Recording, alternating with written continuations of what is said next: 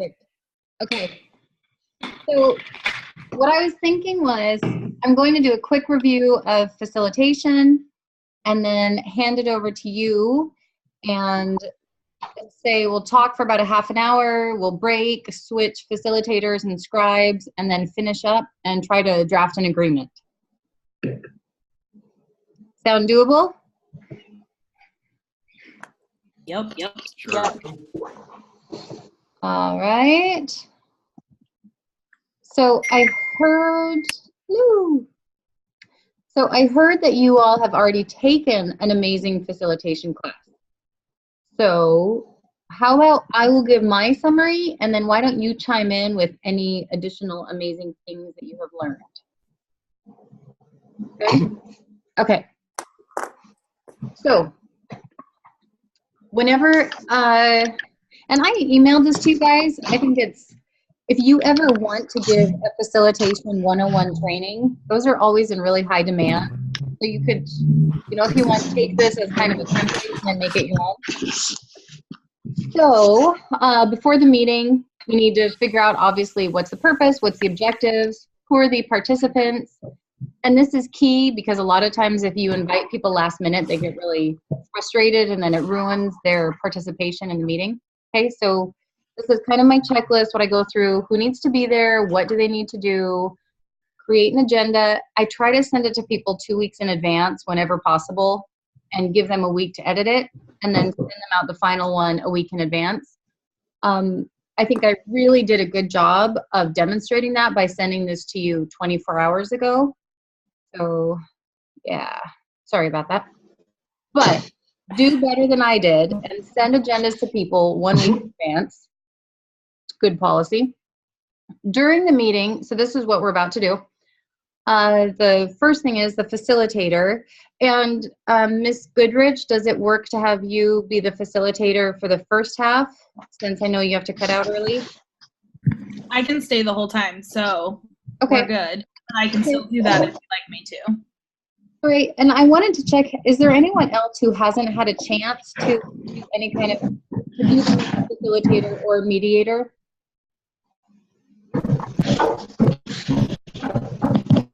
No. Okay. All right, then let me just go ahead and assign roles really quickly. Let's have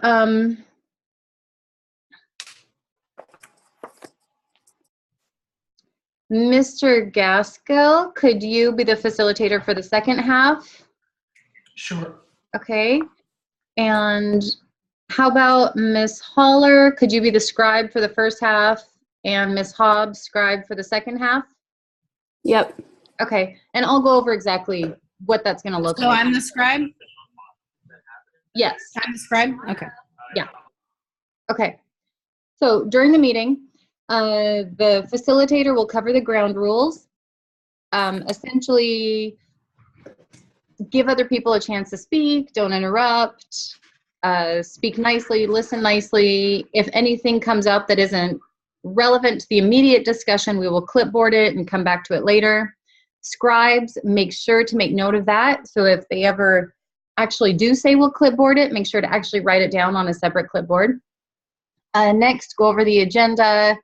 Specifically, here's the plan, any last minute changes you want to make, and then finally go around, make sure that everyone is in agreement, right? And you want to actually get like a head nod or a verbal agreement from everyone. Next, assign a note taker. So we just did that. Who's going to be the scribe? And so scribes, your job, all the big ideas, the main issues, or any potential agreements, you need to write those down. The key here, this is what I have trouble with, you want to try to write it legibly. I'm working on it, but hopefully you can do better. Okay, so you want to try to write it legibly, and you don't assign names to the ideas, you don't rank them, and this is just as simple as you don't put a 1, 2, or 3 next to it. You just write everything down, and as much as possible, use the speaker's actual language or a detoxified version of it, okay? So if they say, the problem is our boss is a hateful jerk, you don't really want to write that down, but maybe say, we need to discuss management and communication, right? So you're detoxifying whenever possible. And facilitators, even if you're part of the group that you're facilitating, you still want to try to be neutral, right? You can't go, oh, yeah, that's a good idea. Or, no, I don't think so, right? All that you're doing right now is just acting as a facilitator. You have to put yourself on the shelf. So take out your emotions, and your whole job right now is to guide the process. Acknowledge every idea, stick to the schedule. So facilitators, I'm going to leave it up to you to put a clock on or put a whatever stopwatch on. And at exactly 30 minutes, say, okay, it's time for a break. Okay. And it's just a sign of respect that if you say you're going to stick to a half an hour, and if you actually do, it helps to build up trust. So then later, if you say you're going to do something, like, I'll make sure to report that to management. People trust that you'll actually do it. Request feedback. So that's going to be our process today. We'll get feedback from the 2 representatives, and then we'll go around the room and get feedback from everyone. And then we'll take a break, we'll switch, and then the job of the second facilitator is going to be to summarize everything, brainstorm, and vote on the key ideas. We'll try to draft an agreement, and then we'll do any follow-ups or next meetings if necessary. What we would be doing if this were a real meeting, make sure you send a summary to everyone, thank them for attending, and then send the weekly follow-ups. In other words, what action items have been addressed and what do we still need to do to meet them? And this stuff is so obvious, right? I mean, you guys could all have given this presentation. It is so common sense. This is what makes a meeting go well. But yet nobody actually does it. So if this can just start to be your practice now, and if you, whatever groups you're working with, if you start to make this a habit, it makes a huge difference, right? For the people who've attended meetings, like if you show up and there's no plan, it's frustrating, right? You feel like you're getting nowhere and it's a huge waste of time. But if somebody has it well planned out and you're actually getting something from it, it makes a huge difference. You're supposed to be nodding now, people. This is when you say, yeah, that's true. Yes, thank you. Okay. I see a raised hand. Yeah, am I described for the first half or the whole thing? Just the first half. Okay. Yeah. Just the first half. All right. So, okay, and scribes, this is a little tricky because if you have something set up like I do here where you have a Word document where you're writing everything, the problem is that then you can't see everyone's faces, right? And for a big group meeting like this, that's a problem because we really need to see everyone's face. So what I would recommend doing would be to make your own notes, and then let's say about halfway through, maybe the facilitator could say, all right, let's go check notes, and then we can switch to share the screen. But I'd like to throw that back at you. What do you think? Do you think it's more important to be able to see all the notes, or right now to see everyone's face? So I'm not the head facilitator. I'm going to leave that question up to you guys. I like being able to see the note. I don't really care. Okay. Me neither. All right. Okay. What the heck with recording?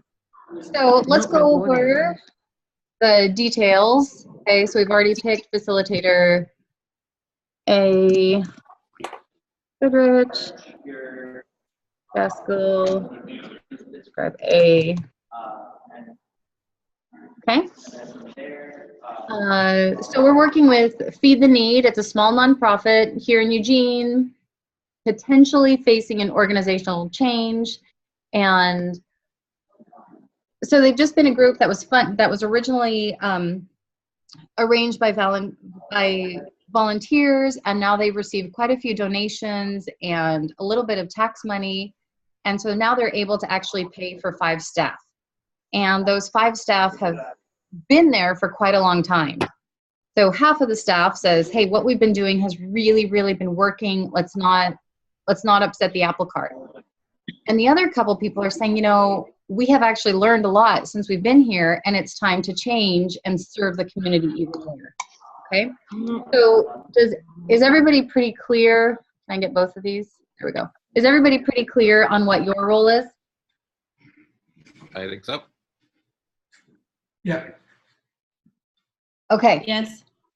All right. So I am going to stop sharing, and I will pass it over to Miss Goodrich, and then you can take control and I guess share Miss Aller's screen if you want to.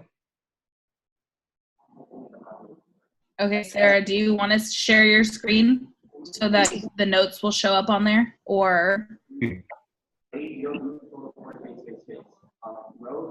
Sarah. Look at her. okay. And if you do have background noise, as much as possible, try to minimize Too that. small. Hello? Yeah. It's too small. Okay, hold on. Jesus. Hold on. Thank you. It's too small though. Yeah. Is everything okay now? Thank you.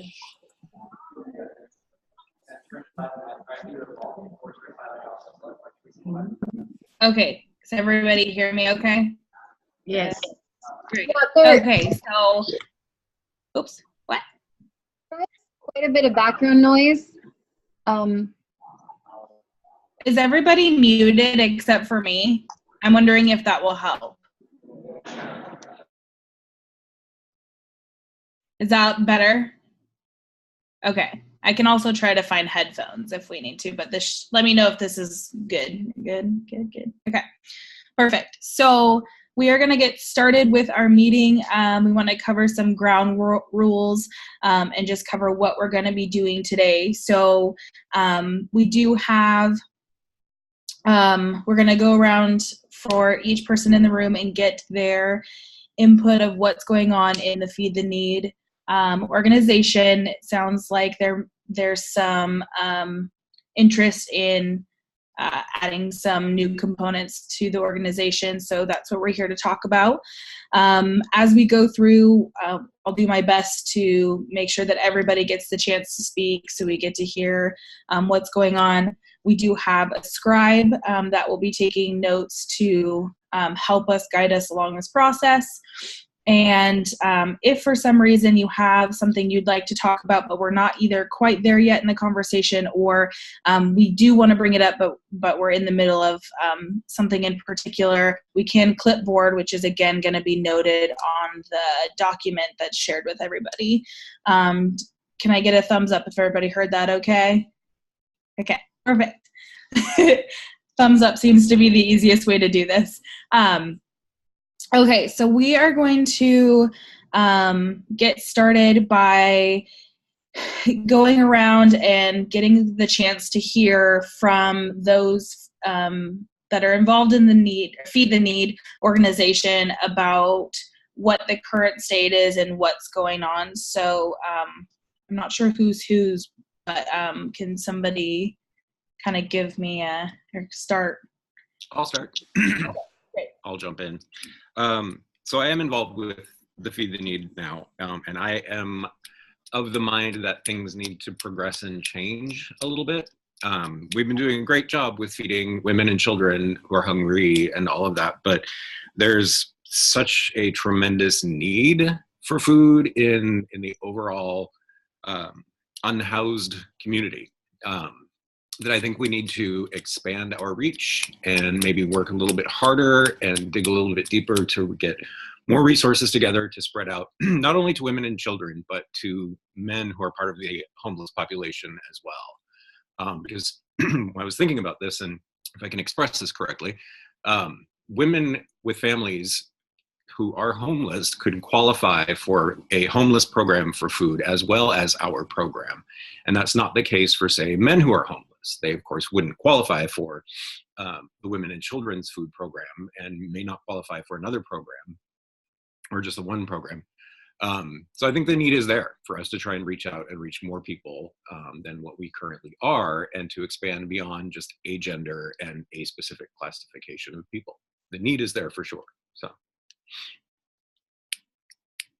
Okay, great. And do the notes that have been taken, does that seem to cover what you were trying to say?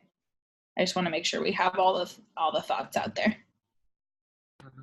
Yeah, I think that covers it pretty well. Okay, great. Thank you. So who would like to go next? I can go next. I completely agree with Matthias. There's so much more that we could be doing right now. People are starving to death. People are out on the streets, and the more we fail to help these people, the more pain and suffering we are letting into the world. And I think we have a moral and ethical responsibility to begin helping these people if we have the means to. That's just all what I would add. Okay, so it sounds to me as that both of you are wanting there to expand this program. Is that correct? That's correct. Okay. I'm trying to remember what the last piece of that you said, Tim. Can you help me out? I think the bit you're missing is the moral and ethical need to help these people, as well as, what was the end of that sentence? The more suffering there is, to finish that sentence.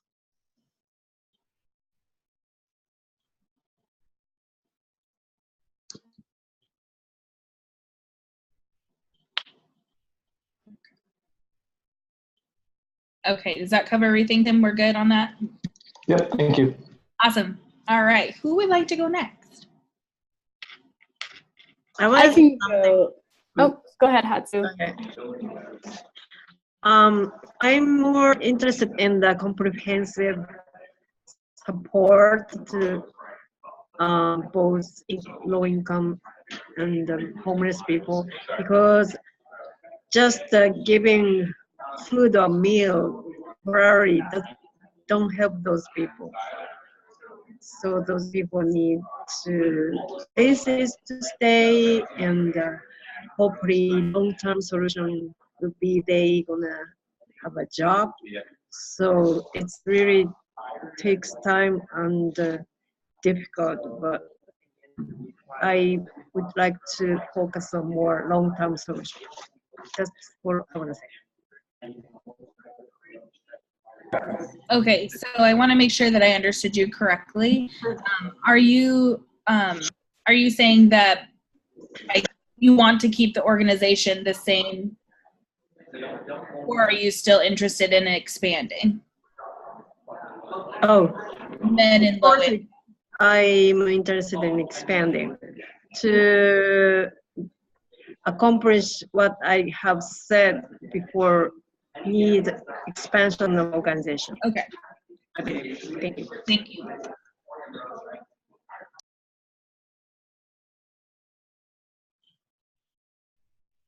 Ms. Hobbs, I think you were next. Okay. Yeah, I agree that we also need to expand. I think that all of us have identified a need for a larger population to be served. And so I think it's important that we reach past children and women specifically, especially as we're entering into the class. We see our need grow. And so I agree with what everybody has said previous to me.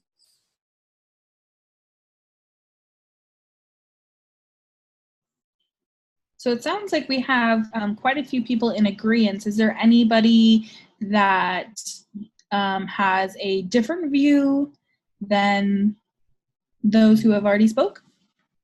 Yeah, I mean, I think what everybody has said is fine. You know, I think, you know, we're an organization that's trying to make life better for everybody, but you know, I think in our current capacity we really can't afford to expand. And you know, I push back on the colder months. They do require a higher need for support, but the people that we're already trying to help are the people who need support, and we kind of don't have the resources right now to reach past that. So I would argue that we need to continue our focus on women and children, continue to help them. They're really the people who need our help most, more than others. Okay, and you're saying the reason behind that is due to funding or lack of resources? Yeah. I'm trying to be neutral. If resources and money was not an issue, would that be something you would be open to as far as expanding? Or is there other reasons why you feel like the expansion isn't the best idea? I think I have to say that working for this organization, I'm here because children, mothers, and the parents taking care of them, they're truly helpless, and they need to spend more time being a family. They need to focus on being a family rather than scrounging for food, and that's the need that we serve. God, I hate myself saying that. Okay, thank you so much. Was there anybody else who wanted to give more of an opinion or reasons why they think this Feed the Need should go in one direction or the other? Are the scribes weighing in on this? I suppose they could.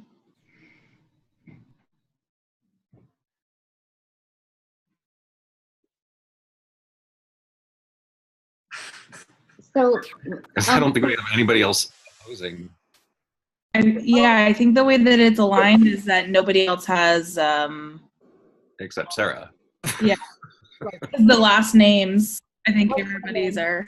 Right, I'll chime in. And I'm against. I can't see the other thing because of my shared screen, so I can't participate. I can't see the other thing. Right. So I would like to chime in a little bit on behalf of keeping the organization the same. And I think that those of us who want to keep the organization the same, it's not like we're heartless. It's not, we're not saying, no, homeless people can't eat. I think instead we're just saying, hey, we only have so much, right? We only have so many resources. So why not give them to the people that really need it? Because there aren't a lot of resources available for this specific community group. Whereas I feel like there are a lot of food banks, and there's the homeless mission, and there are other places, not a lot, but there are some other places where the homeless could go and get food. And so I just don't understand why we need to spread ourselves so thin. What we're doing right now works, and the women and children are depending on us to have food for them. And if they suddenly show up and there's no food for Thanksgiving dinner, and then there's no food the next day for little Susie to take to school, and then there's, I just feel like we have established a tradition, and we have a responsibility to uphold that tradition. And if we try to serve everyone, then I think we will end up helping no one. Okay, thank you so much for that. I'm going to wait for Sarah to finish typing just to make sure we've got everything here. And then let me know if we need to add anything else. I'm going to let her finish up real quick.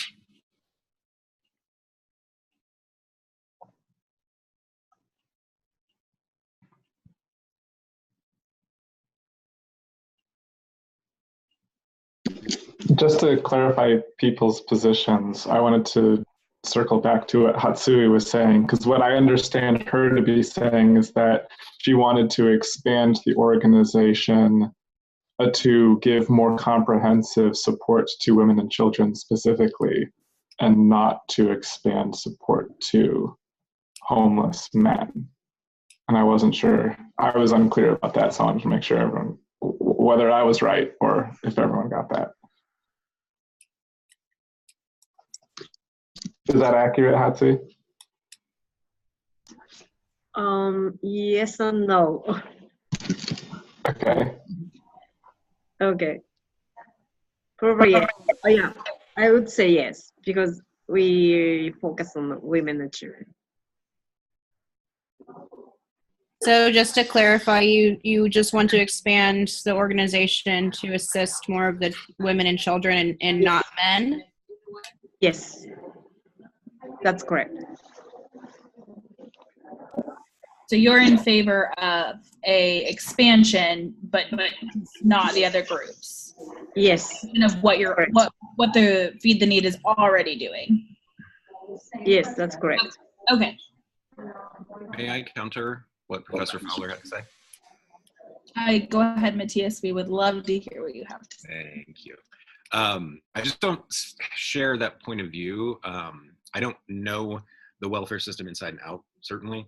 But it's my understanding that women who have children automatically qualify for certain benefits, food benefits, and things such as that homeless men don't qualify for as easily or automatically if they're just single and out on their own. So I don't happen to agree with the fact that the women and children are being underrepresented and the men have unlimited, well, okay, you didn't say unlimited resources, but the men have plenty of resources, because that's not exactly true either. And I think that when women have children, they automatically qualify for a lot of assistance that just a single man on the streets couldn't. It's true.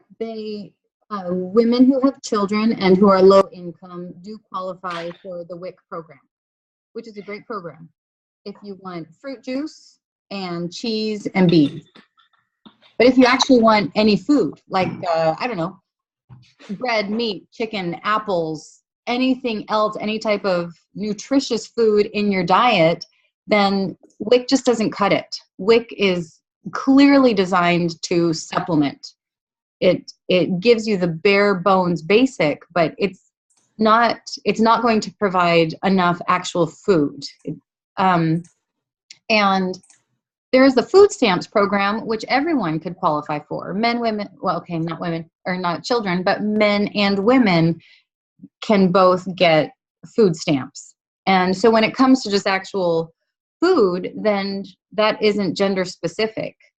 So I think it makes more sense for us to keep focusing on families, because families are the ones who are out there trying to improve themselves. They're out there trying to get a job, trying to send their kids to school, provide a stable home life, provide a decent breakfast so that their kids can concentrate in school.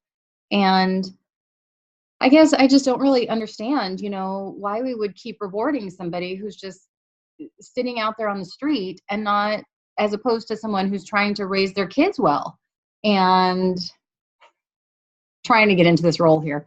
Why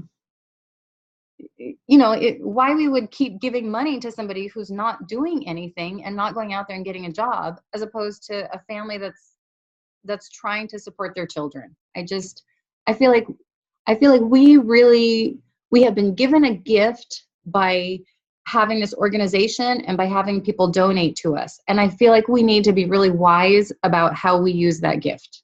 That's all. Thank you for sharing. Is there any other thoughts, either based off of what Professor Fowler said, or other thoughts in general about your?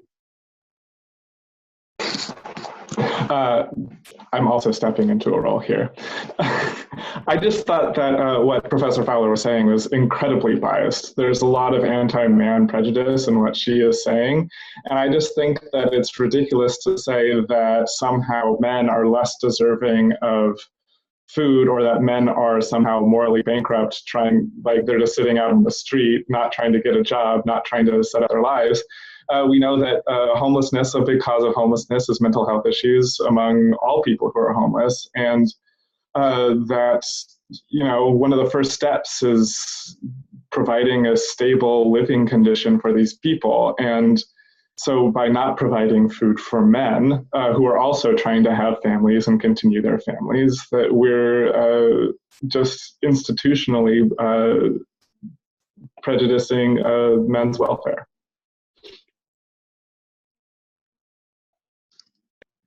Great, thank you. All I know is that when I look around and I drive down the streets, it just seems to mostly be men who are homeless. It seems like when women have kids, they're able to step it up and figure out how to get themselves a job and what they need. And yes, I know some of it's mental health issues, but you know, there are other programs for that. That's not our program. We can't do everything.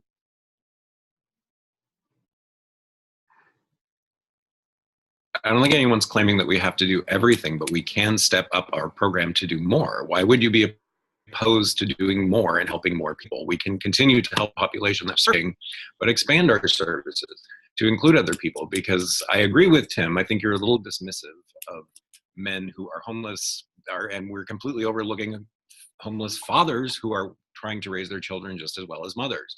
And the argument that women have children and get their stuff together is ridiculous, if I might say so, because I think we have plenty of examples of women who don't get their stuff together when they have children.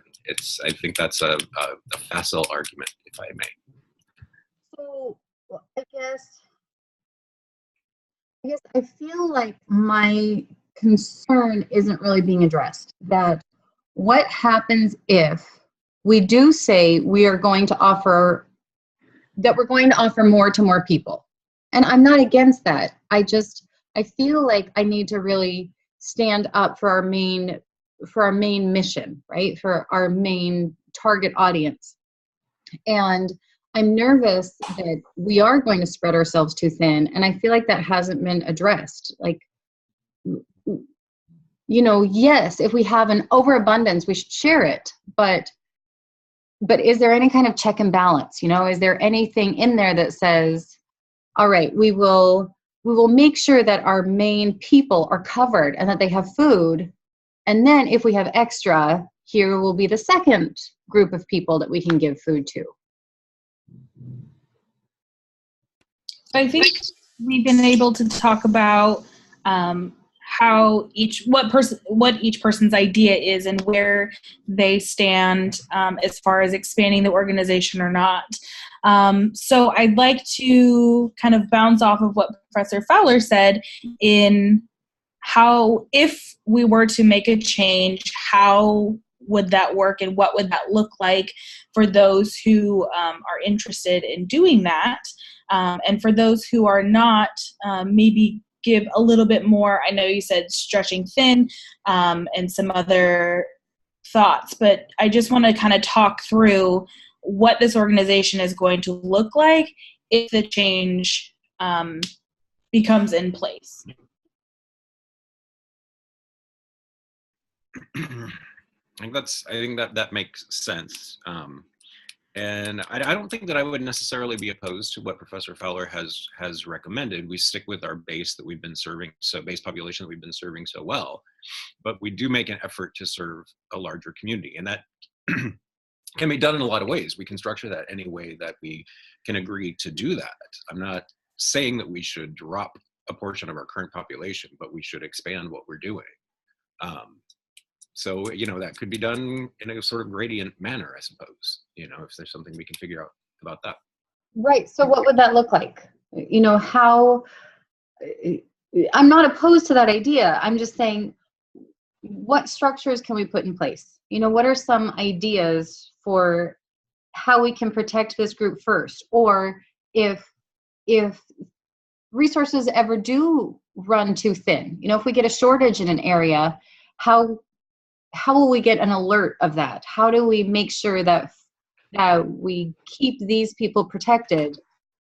And then, you know, heck, we could start handing out food to students and to the elderly as well if we have an overabundance. Just I want to know, what are we going to put in place first to protect this group?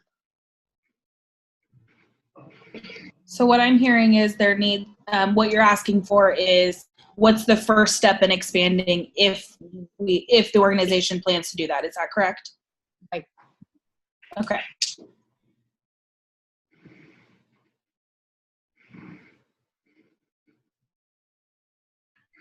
Well, I'm wondering if I guess it's not really answering the question, but I see what you're saying. Like, is there some sort of protection we can put into place that states that we will not take from the current program. We will keep what's running, and just expand that. I don't know how we would ensure that resources aren't leaving that program to go to another program. I'm not really sure how to do that, but you know, I'm not opposed to keeping everything in place. I think that's good, but I'm not sure exactly how to structure it or what to write down about that.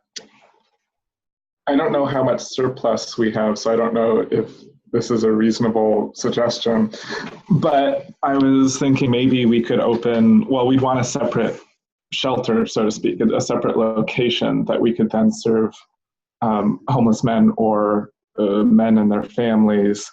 And by having a separate location, we could have donations for that location separate, or we could put money separate, so we could separate how we're choosing to do these resources. And if we ever go into lean years, maybe that's the shelter that shuts down if we can't continue to afford it or something like that. Can you clarify for me, Tim, is there a specific need to have this shelter separate, or would there be the possibility of having everything out of one area to help save costs? I was thinking a separate location as a way to solve the distribution issues between our traditional program and the program that we're trying to expand. I think I'm not sure what I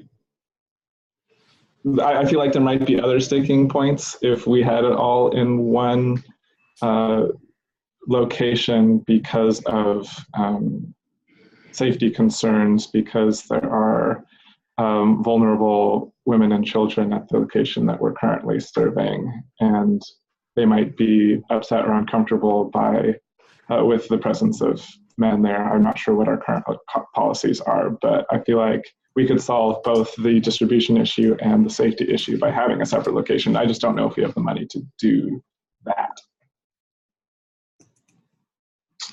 Thanks for clarifying.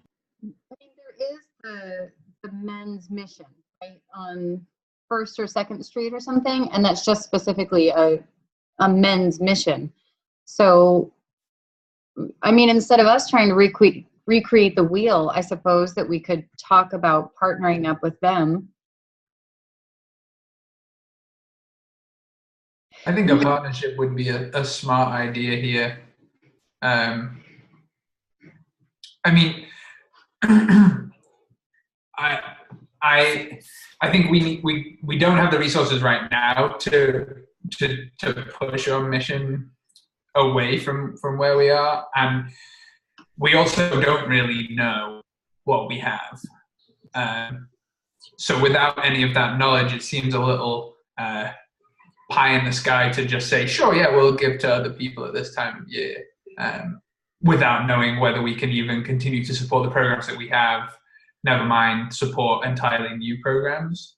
I think a way of moving forward with that would be to do an evaluation of the facilities that we currently have and the resources that we currently have, and then consider fundraising for new programs specifically. But I think we need a solid plan in place before we could just decide to open to this new area. I feel like we could keep track of that plan on a website. I know that we've been wanting to update our website, and I've been taking these website classes at LCC in the evenings. So So what do you guys think about that? Like, I think maybe we could start like a blue background, and then I was thinking some kind of a handshake thing. I feel like I could really design that. I could do a Google image search. You know what? Here, how about I'll go look for some images right now, and then do you want me to share those with you guys?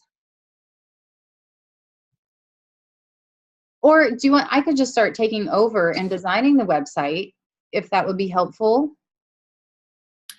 Well, that's just amazingly convenient that you're doing that. That's amazing. I think that would certainly help. It helps maximize our resources. No one's going to argue with that. So I know that we're making a lot of progress. Go ahead. So I think it's important right now to consider the fact that it's very challenging for us to design with this initiative of expanding without a complete understanding of where we currently stand as an organization. So maybe that's something that we could put on our clipboard for future use. But as of right now, I think it's important for us to focus on how we get started with understanding where our organization currently stands. So I think that's a great place to kind of hold, just being mindful of time. We are just about at our 30-minute mark. So what we'll do is just any quick last remarks, if anybody has anything, and then moving forward, it looks like the next meeting we can, if everybody agrees, then go over that clipboard item of where things are at right now in the organization, and then what the first, the very first step is going to be, if there's an agreement that the current situation can handle expanding. Does that seem like an okay summary of what the next steps would be? Yeah. Okay. Yeah. Can't see everybody. Okay. Okay, timing in, timing out. That is really 30 minutes, so I didn't know if we need to do anything else or if we're transitioning, or I don't know. So just Okay, let's take a few minutes to talk before we shift facilitators. Let me ask, I forget who the next scribe is going to be. I think it's Mr. Gaskell, is that right? Ms. Hobbs? No, it's me. Yeah. Okay. All right, and then okay, sorry. Mr. Gaskell is the next facilitator, right?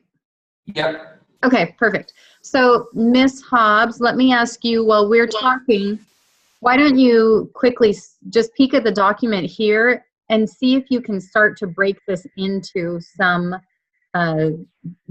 headers, some main issues that we could create an agenda from. Okay. Can you give me a second? Yeah. And so go ahead, take your time, let us know when you're ready. And then we will switch screens over to you. All right. So for the rest of you, first off, great job, Miss Goodrich. I felt like you did a very good job of staying neutral, but you were still very warm and encouraging. It was a good demeanor, and I think it allowed us to feel safe and express all of our lovely viewpoints. And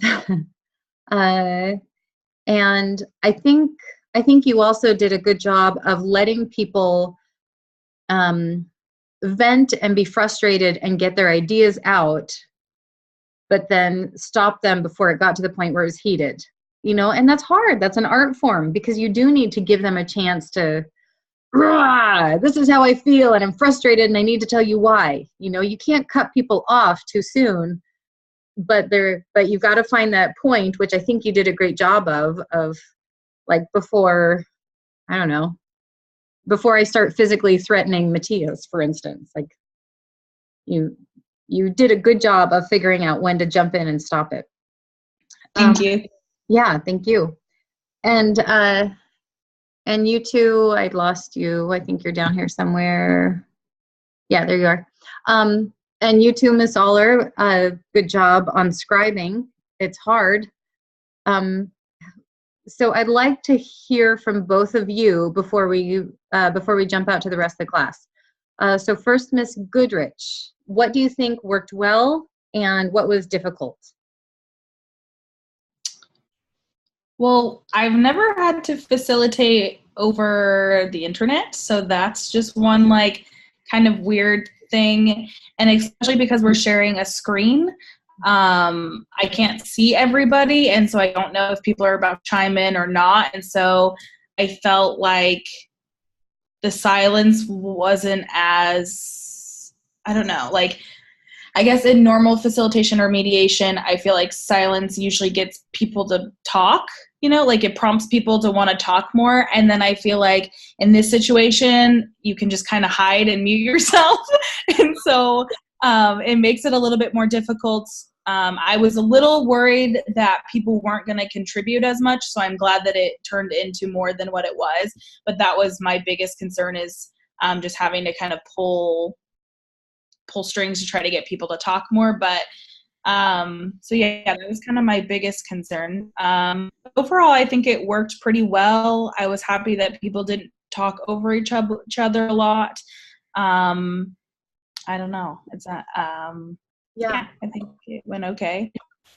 I think one thing I was thinking about is when, I'm glad that you said that I jumped in at an okay time, because as you and Matthias were going back and forth, I kind of just let it happen, but then I kind of felt maybe I should have jumped in sooner, or I don't know. So maybe that's more of a preference, or I don't know. But that, I was a little wary about when to jump in on that, or just to let people speak freely, I guess. So.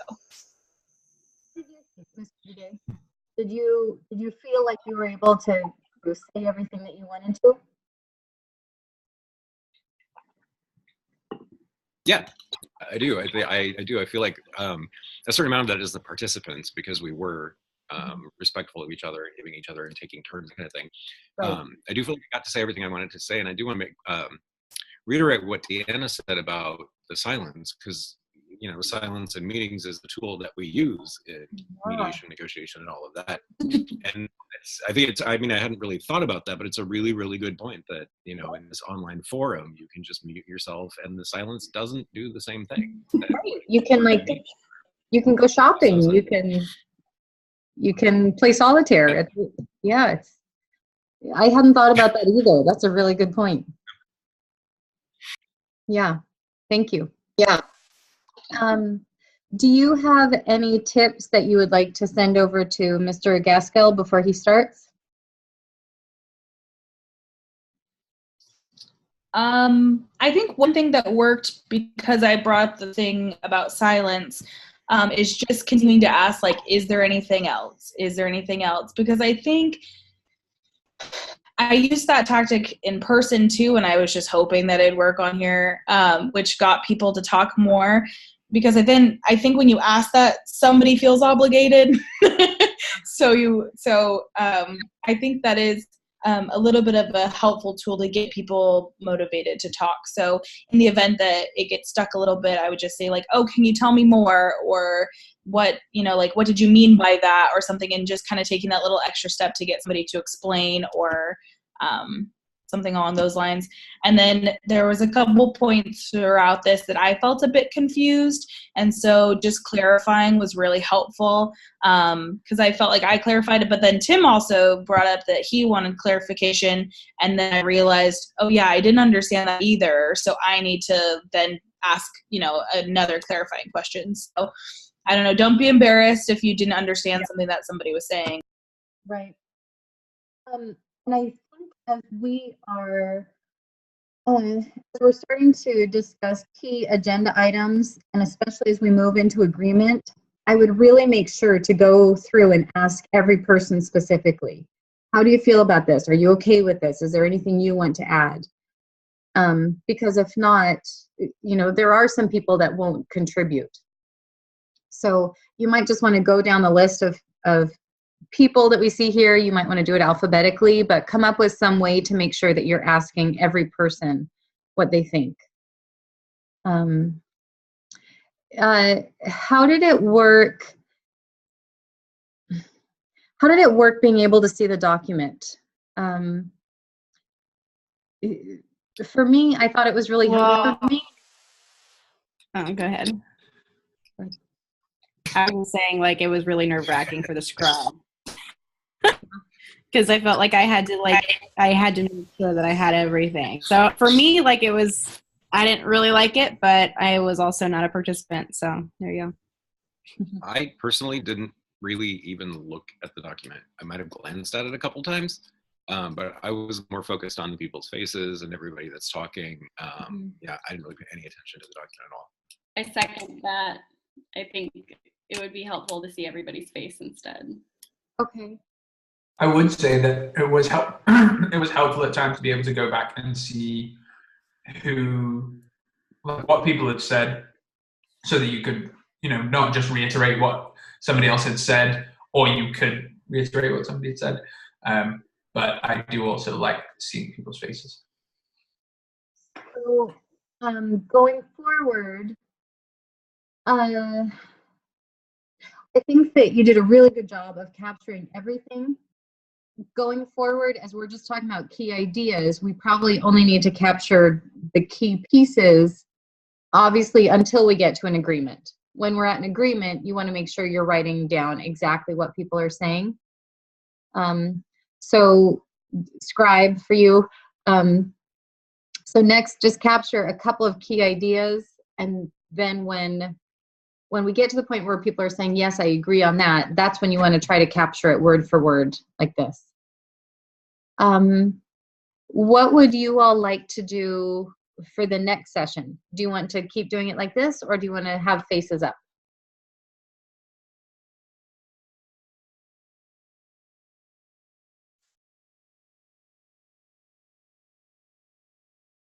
You're muted. I think either is fine. Muted. Okay, I will leave it up to the facilitator to decide. Oh, And good. I love decisions.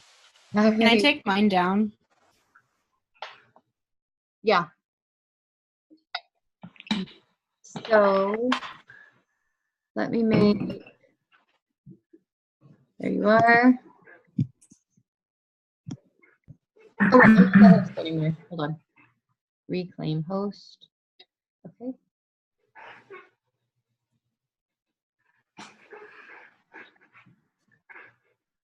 Okay.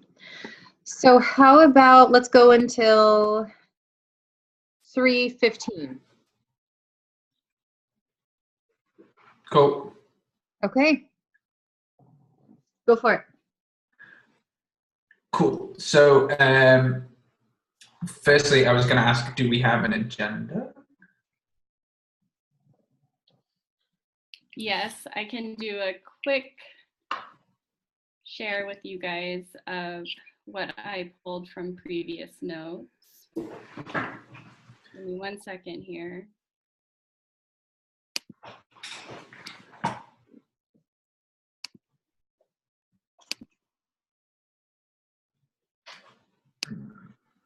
Okay, so I'm just going to take a couple of seconds to write down what is written here, and then we can go back to, I think the consensus was that everybody wanted to be faces up rather than screen up.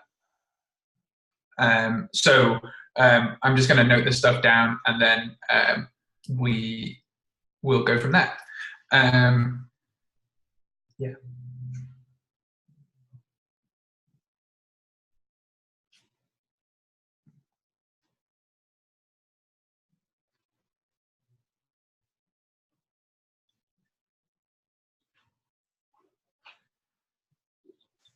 Also, if there's anything that anybody would like to add to these guidelines,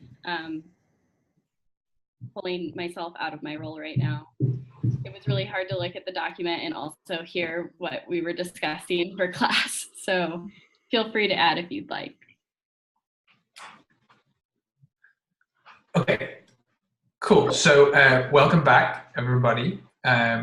We are into session 2 of our facilitation. So as you can kind of see on the screen right now, we have today's agenda. So from our previous discussion, we have a portion of the members here who believe that we should expand our mission, and a portion who believe that we should concentrate on our current, or on the current mission, sorry, your current mission. So, and then the guidelines that kind of came out of it, the things that came out of the last meeting, would kind of could be put into 4 buckets. So bucket 1 is kind of creating a plan for where the organization currently stands. Number 2 is thinking of potential partnerships to expand, to work within the community, general fundraising with a focus on new new programs, and then also ways to document the new program potentially with a website. So before we kind of dive into everything, is there anything that anybody would like to add or take away from the agenda? No? Consensus, thumbs up? Sorry, we've got a hand there, Professor Fowler. Yeah.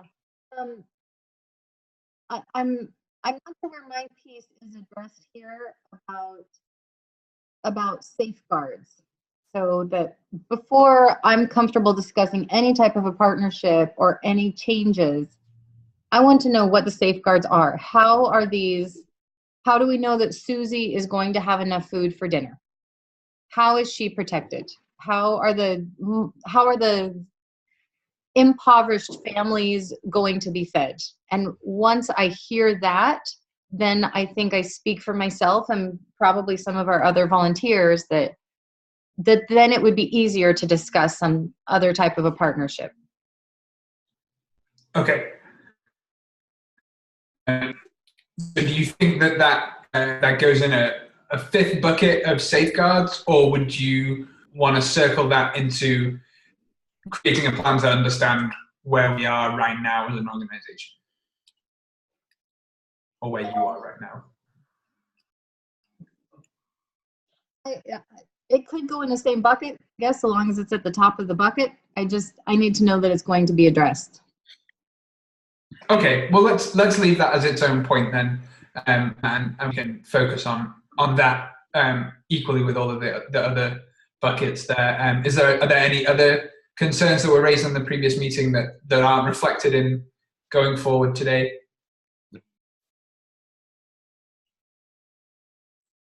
Okay, so ding. So let's start with our first guideline. I think, if that's okay with everybody, I think we'll start at the top, work our way down. These aren't in any particular order; it's just in the order in which they came up. And I think we're going to go off of screen sharing now and move back into kind of faces up so everyone can see each other, and then we'll share notes out at the end. So the first thing that was raised there was, a plan for current resources. So what are people's thoughts around creating that plan, or where they would want to go from here? Yeah.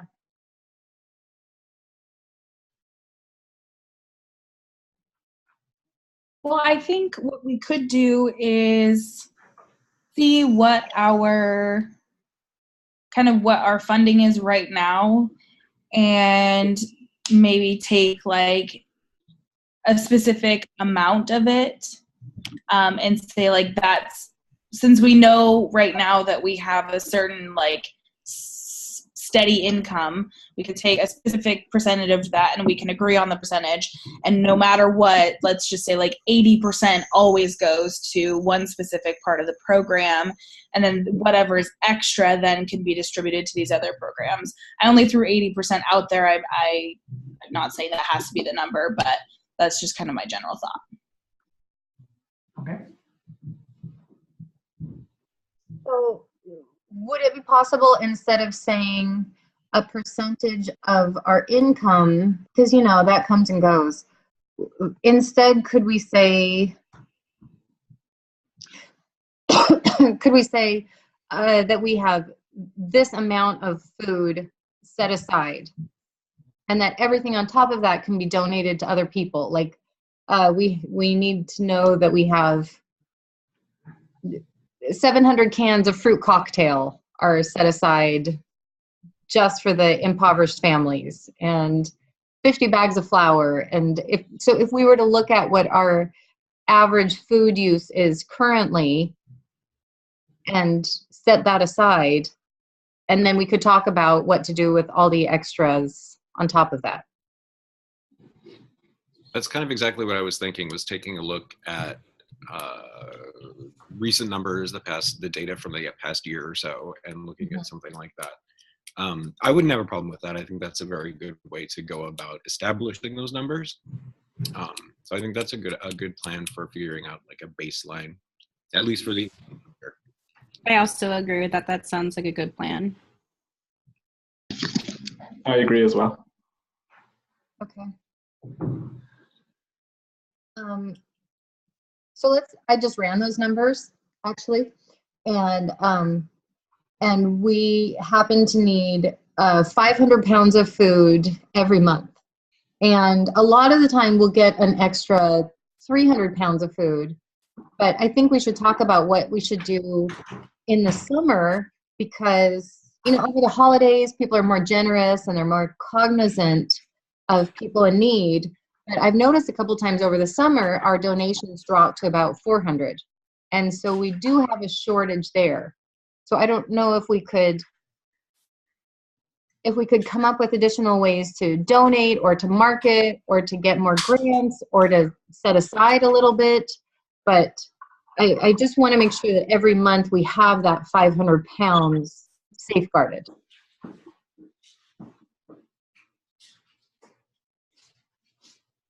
I would say we look at the numbers. You were sort of talking seasonally, so why don't we rather than setting a standard that we maintain all year long, it seems like it would be more fair to look at it seasonally. When the numbers decrease in the summer, that we look at, and in the fall we're looking at different numbers. I don't know. That just seems a little more, that's the word I was looking for. Well, I know how to write grants, so if anybody needs me to write a grant, let me know. Okay, so that sounds, it sounds like we're kind of at a consensus here in terms of that we want to look at, or you want to look at capacity varied across the year, is what I'm hearing, and then use that initial evaluation to understand where you can move from there. Does that sound right? Does that kind of reflection sound right? It sounds good to me. Okay, and then Mazal is raising a good point that I think that takes us well into fundraising, grants fundraising, another kind of topic that was brought up. So from the previous conversation, what was discussed was a worry about scarcity of resources. So maybe this would be a space to start talking about ways in which fundraising can occur to support current and new programs.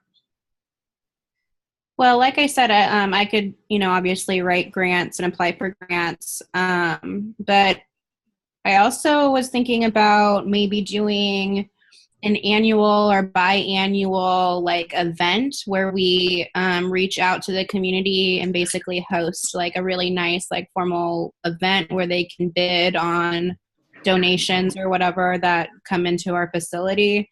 I've heard that works really well for organizations if they do the parties right. So that could be an option. So how do people feel about that? On top of grants and fundraising, how do other folks feel about the possibility of running an event for this nonprofit? Events are expensive, or they can be. They don't have to be, but to get them to not be expensive takes quite a bit of legwork to get sponsors and things like that. So I suppose it's not impossible. But we would want to keep the costs down with sponsorships and stuff as much as we could. So if we maybe find people who are willing to commit to maybe working on that or putting together a plan or seeing what sort of sponsorship we at least have interest for, if we're going to want to go that direction, kind of feel it out a little bit more, maybe. I know you're going to be super surprised by this, but I really like event planning. And I have worked with other companies to do different events and have worked to get, funding from other places or donations. And so I think since I have experience doing that before, that could be something that I could take on to help eliminate a lot of those costs, because I think the idea of doing an event could be really awesome. It could bring more awareness to the organization. So I think there's a lot of benefits to that. And if I can just narrow down some of those costs, I think that could be a pretty cool opportunity. Would there be any way to get Hello. Is anybody talking? Sorry, there's a couple of folks Professor Fowler, if you just want to finish your thought, and then Hatsue will come to you. Just, I mean, I don't know if maybe some of the men and women and children that are part of our organization, I wonder if there are any tasks that we could hand over to them to have them feel more invested and more like we're all in this together. I don't know what it would be, but if you've done event planning, maybe you could think of some tasks that could be delegated and involve some other people. And then it wouldn't be such a monumental task just on one person. Oh, I could totally put together an event planning crew. Perfect. Okay. Hatsue, what was your thought there? I was going to say that I completely agree with Sarah and Dina.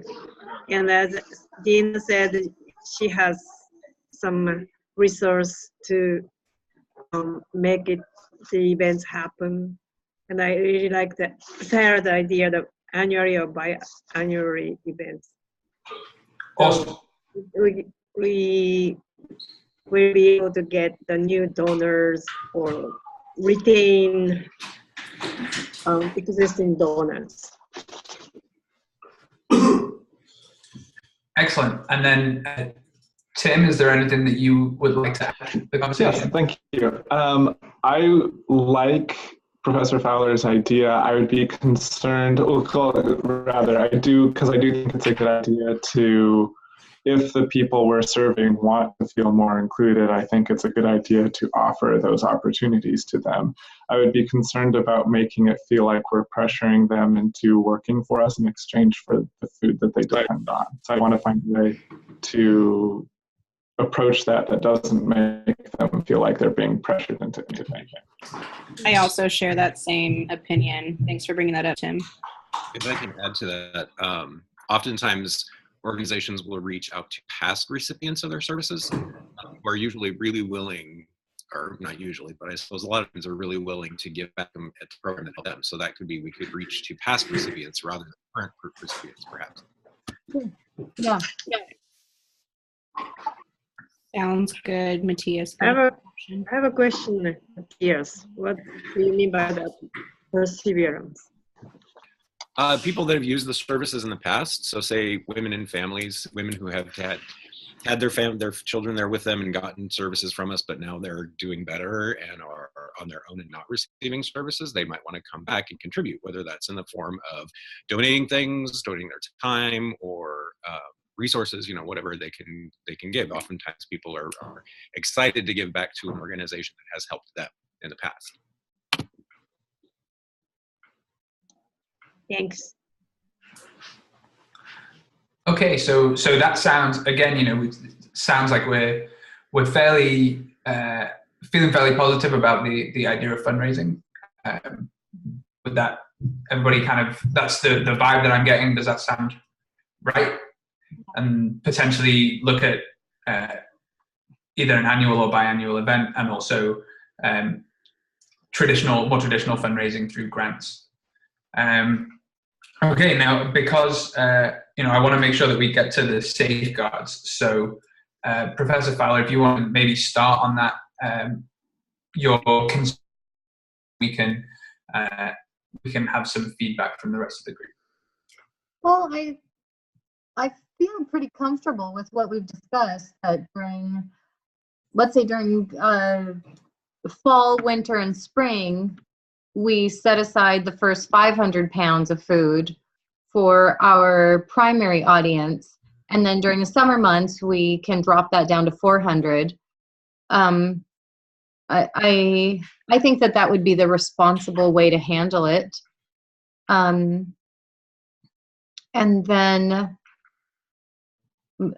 I guess the main thing that I'm not sure about now is exactly how do we do it, because I think it was Mr. Combert that said we have to be careful, because there will be some instances where people will feel afraid. Like we have a lot of battered women and children who come to the center, and so it might be wise to keep the food donations for a different population at a different center.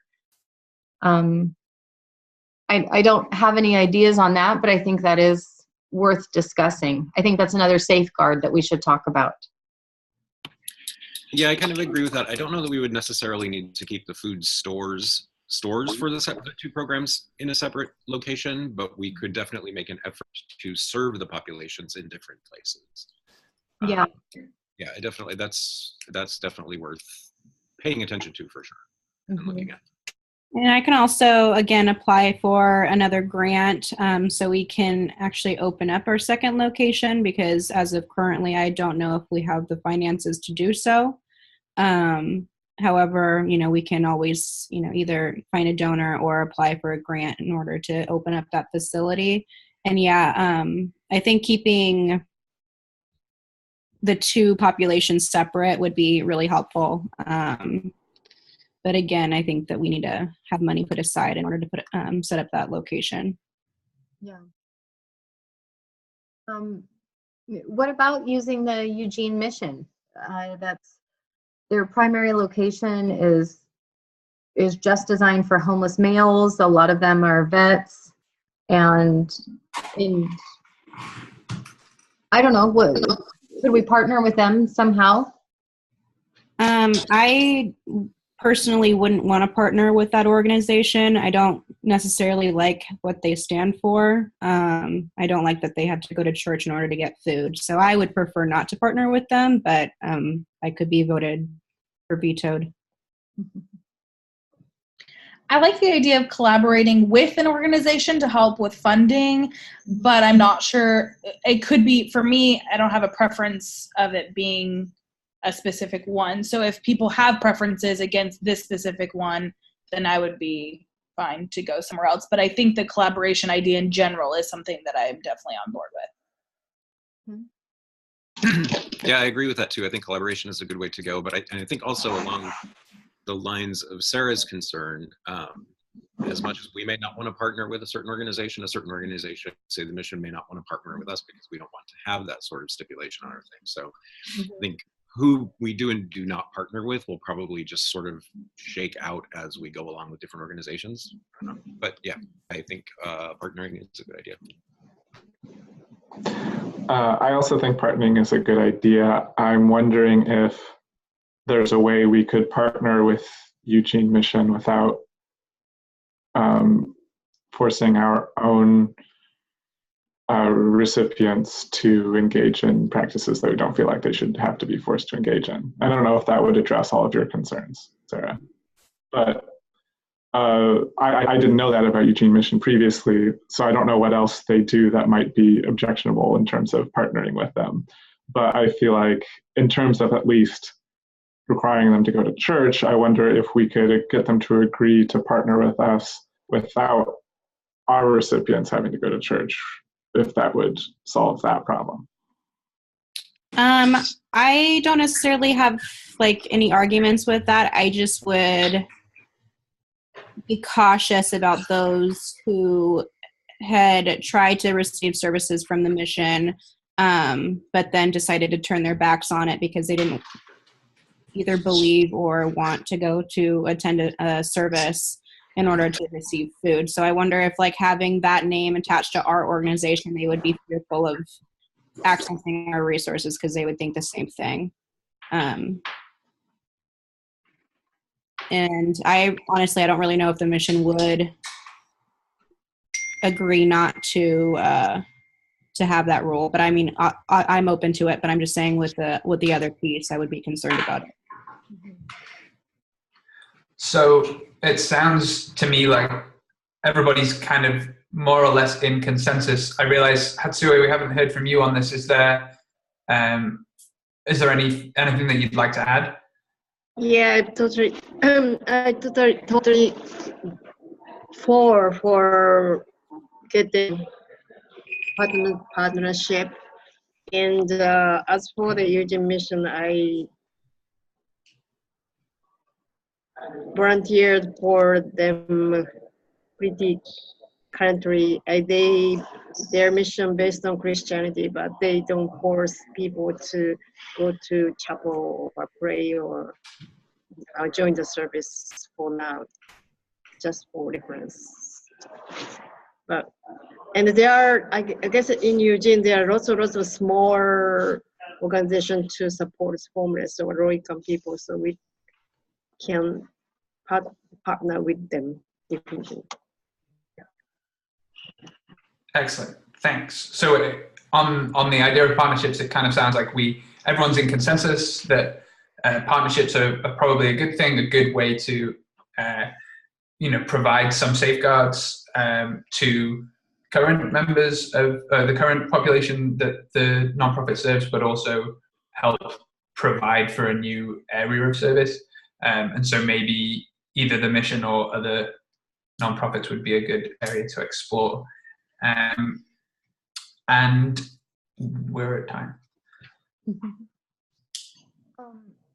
Ms. Hobbs, do you have anything that you would like to share, or do you feel like we've summarized it? I'm just wondering before we go if we should take a peek at your document to see if it's just to be able to discuss it. I can share it really quickly here. Okay.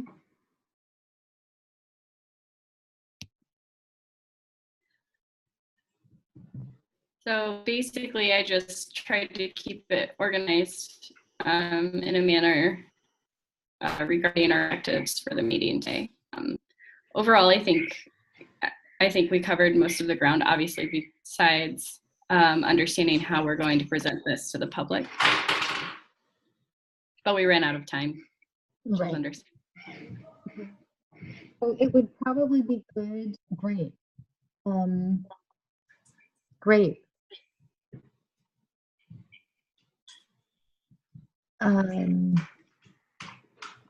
Okay, so let me back out and I will ask the two facilitators to say, what would you do next? So you have these two documents, you have a group of interested people.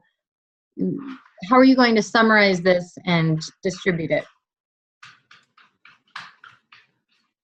So I think if I had managed the time a little better, probably would have finished with kind of a look at the notes.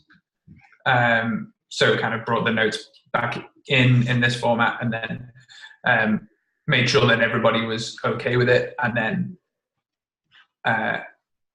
what I think I would do is tell people that I would write up the notes and send them to them, or maybe have another breakout. If there was time to just go quickly about action items, try and do that. If not, kind of send these with potential action items given, from what everybody has said, and then send that to the organization to kind of go forward with. Brianna, what's your thoughts on that? Yeah, I agree. I think it would have been helpful because we did make the decision to stop sharing the documents so that we could see one another's faces, to take a moment to go over everything and then also just to end the meeting so that everybody's on the same page. Yeah, and then, it would be helpful to get everybody's response to move on to another meeting. We would have line items to address before we jump back in. So I agree with Ollie. Great. Really good notes, by the way, both of you. Thank you. These are good. Can I ask you to stop screen sharing for a moment? Thank you. So I would like to go around and just hear very quickly from everyone. What do you think about this format? Could you see yourself including this as part of your training or as part of your meetings with people? So let's start up here with Ms. Aller. I think it's a fine idea with people that very well and you're not really in conflict with one another. I definitely wouldn't use this in my work. I might use this with different partners across campus, but I definitely wouldn't suggest doing it with individuals in crisis. Mm-hmm. Yeah. So I think it's beneficial in some contexts. Thank you. Ms. Didi?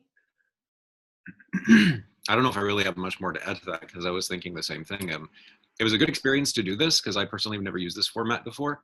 So it was good to get the exposure to it because I definitely see where it would absolutely have uses. But I have to agree with Sarah. I don't know. I might use it in a mediation, but it would have to be something that didn't have a lot of heat behind it, to steal someone else's term, we all know. That, was kind of more of a cooler topic and not so heated.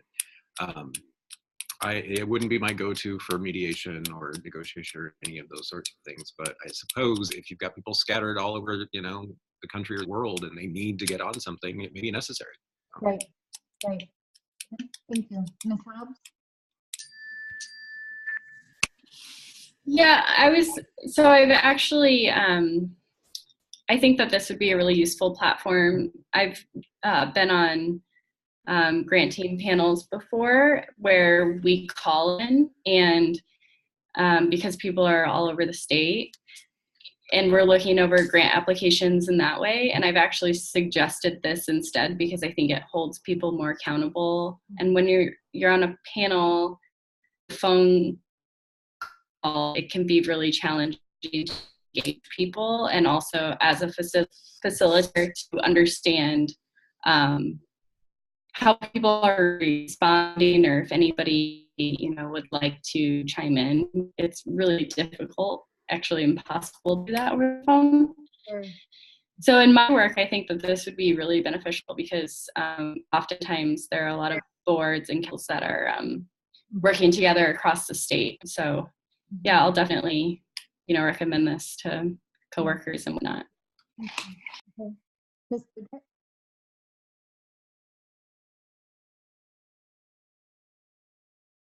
So I was thinking about the convenience of this and how a lot of things that I was thinking have been shared, but just being able to connect so quickly and be able to have like those initial conversations, or even like what in my work would be like an intake. So like this would be a good way to just get those conversations starting and then figure out what the next step is depending on like what the severity of the situation is. Because I, again, do agree that this platform I think works for people that are familiar with each other, or situations that aren't going to be so emotional. But I think that there just is something about being in person that helps with some of those higher stake situations, or that, like Matthias was saying, has the heat behind it. I think being in person is really important. But I use Zoom all the time for other classes, and some work at my school already, and I really, really like it. So I think I would recommend it. Thank you. I'm going to jump in really quickly and say that I think everything that you've said is true. And there are some times where I think people in very, very heated situations are more comfortable discussing things this way so that they don't have to be in a closed room with each other. And so I think it's just helpful to add it to your toolbox and just present it as an option. And there might be some situations where people are more comfortable discussing difficult things if they're not worried about the other person jumping across the table and screaming at them, so it's just another tool. Okay. If for those who still have time to stay, I'd still like to hear from the rest of you. Mr. Gasco? Thank you for bringing, I just want to say thank you for bringing that up. I hadn't thought about that. So thank you. Yeah. I agree with everything that has been said so far. I think providing everyone has a good internet connection, which everybody has, which is good. It went smoother than I kind of thought it would. I think, and in some ways, like not. There's almost it almost felt like there was kind of an etiquette. Maybe that's because we know each other a bit more from being in class with each other, but a kind of like wanting to wait for everybody to speak rather than just talking over each other, which I think again probably helps diffuse situations somewhat. But I don't know. I can definitely see it being an incredible tool for board meetings. Right. If people can't make it in, it's way easier to use than Skype. So, yeah, thank you, Mr. Combert.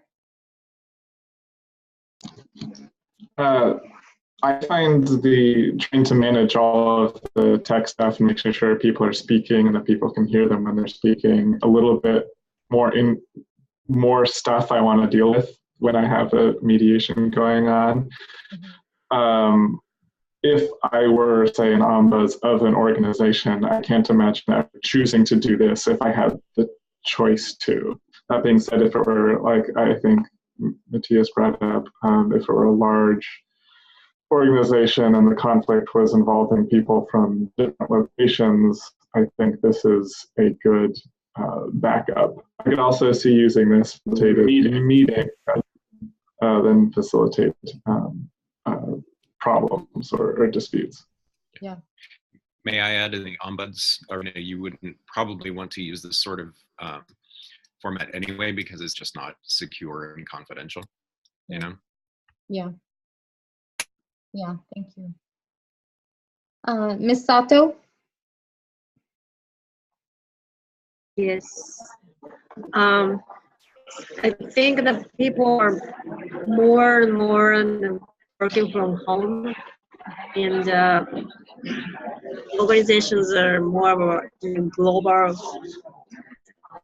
spreading in the world outside the U.S. So this is a good tool for the people that organization have the multiple locations activity.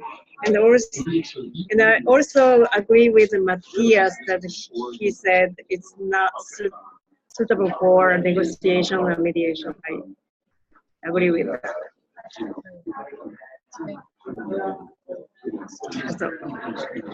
Thank you, everyone. Sorry we went a few minutes over, but have a wonderful holiday weekend, and I will see you all next Monday. Again, please email me any questions for your papers or if you have an outline that you would like me to look at. Thank you. Thank you.